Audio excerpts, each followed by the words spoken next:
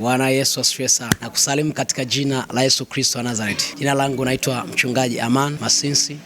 Na leo napenda nikupe salamu za baraka za mwezi mpya, mwezi wa 6 tunaoanza. Mwezi wa 6 ni mwezi wa habari njema. Kama ambavyo tunaona kwenye kitabu cha Luka mlango wa 1 na ule mstari wa 26. Neno la Mungu nasema mwezi wa 6 malaika Gabriel alitumwa na Mungu kwenda mpaka mji wa Galilaya jina lake Nazareti, kwa mwanamwali bikira aliyekuwa ameposwa na mtu jina lake Yusufu wa mbari ya Daudi, na jina lake bikira huyo ni wa Mariamu. Akaingia nyumbani kwake akasema, salamu uliyepewa neema, Bwana yu pamoja nawe. Bwana Yesu asifiwe sana. Tunaona habari mpya kabisa, habari njema ya baraka Bikira Mariamu anaipokea katika mwezi huu wa 6.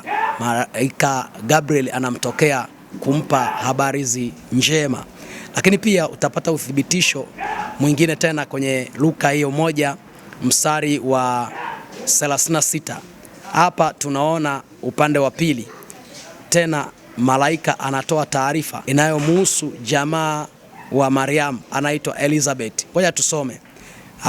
Luka 1:36 anasema tena tazama jamaa yako Elizabeth naye amechukua mimba ya mtoto mwanaume katika uzee wake, na mwezi huu ni wa 6 kwake yeye aliyeitwa tasa, kwa kuwa hakuna neno lisilowezekana kwa Mungu. Kwa sasa rafiki yangu mpendwa, nataka nikupe salamu za mwezi wa 6, mwezi Juni, ya kwamba huu ni mwezi wa habari njema, ni mwezi wa taarifa njema.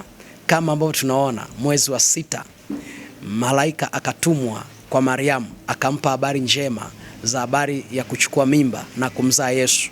Lakini likewise habari za Elizabeth, naye akapata taarifa njema.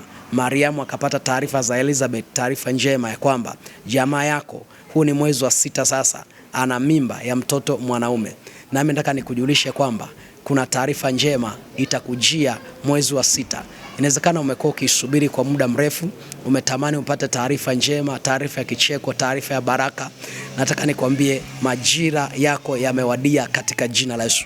Amini neno hili la kinabii kwako ya kwamba mwezi wa 6 utakuwa ni mwezi wa taarifa njema, na kuombea katika jina la Yesu. Iwe hivyo kwenye maisha yako, iwe hivyo kwenye familia yako, iwe hivyo kwenye huduma yako, iwe hivyo kwenye afya yako, iwe hivyo kwenye uzao wako, iwe hivyo kwenye kazi yako, iwe hivyo kwenye biashara yako. Pokea taarifa njema katika jina la Yesu Kristo wa Nazareti. Na bariki mwezi wa 6 uwe ni mwezi wa ushindi, mwezi wa neema, mwezi wa kibali, mwezi wa taarifa njema katika jina la Yesu Kristo. Amen. Umebarikiwa.